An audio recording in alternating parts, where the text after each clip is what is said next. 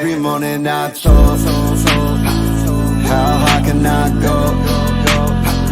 Rolling up with the thing. Williams has been in custody since the 9th day of May of 2022. This is in my motion. Or it should be in my motion. He has sat through unnecessary jury selection for months, bringing in over 2,000 people when the jurors were chosen from the first 511. That should not be on him. This is excess. He's now sat here for a month while the antics of Judge Glanville and Lawyer Love and Lawyer Hilton caused him to just wander and squalor in a jail. The case is, God forbid there's a conviction, going to be reversed potentially, because these are serious issues, and I've raised them. I've put them to the court. There are issues of confrontation clause violations, prosecutorial misconduct, judicial misconduct, not being present at a critical stage of proceedings. There is no reason to believe that Mr. Williams is fleeing. He would be crazy, because if he flees, the case goes on because it's mid-trial, and he waives his appellate rights. He has the strongest ties to the community and the backing of wonderful people, both near and far, who are willing to come. Those are my changed circumstances. All right. Thank you. I do not, they are changed circumstances from, yes, things happened after the bond was decided to begin with. I don't know how I would have decided the bond originally. That's not before me. Those are not the kind of changed circumstances that speak to the IALA factors, and so I'm not going to reconsider the bond. Well, let me ask one more then. There is a judge who joined the prosecution team. He said, we need a witness's testimony. He encouraged the witness, more than encouraged, to testify against Mr. Williams. I think that should come anew to the court. All right. Well, that may or may not be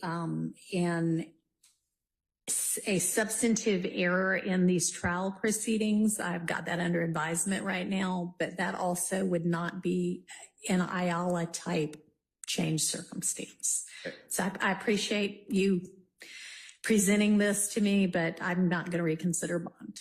Okay. Even though potentially it was not done by a fair tribunal. I don't, so, all right.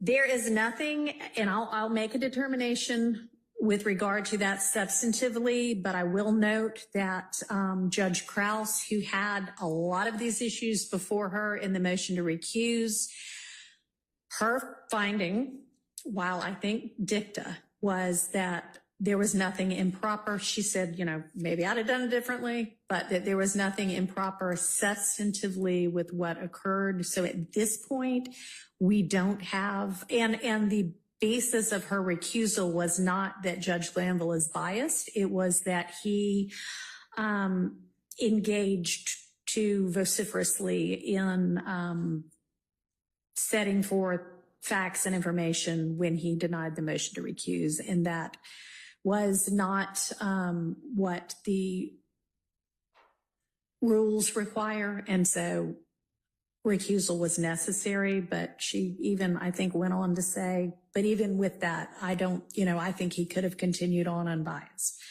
It's dicta, but right now, that is your position in the litigation. It's not a factual finding. It's substantively before me.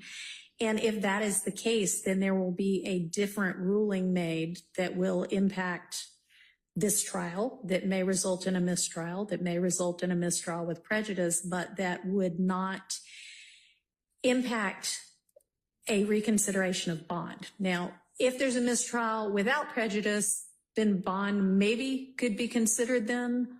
That might be a changed circumstance, but right now we don't have that. Then I'd like you to address just one last thing then. Judge and district attorneys come out after the ex parte hearing and not a syllable about Brady evidence. It all should have been spilled right then. That's an ongoing concern. So my point is, you have the same judge denying bond, the same judge hiding Brady evidence. So I'd like you to consider that. All right. Thank you. I understand. It's not an appropriate consideration, but I understand what you mean.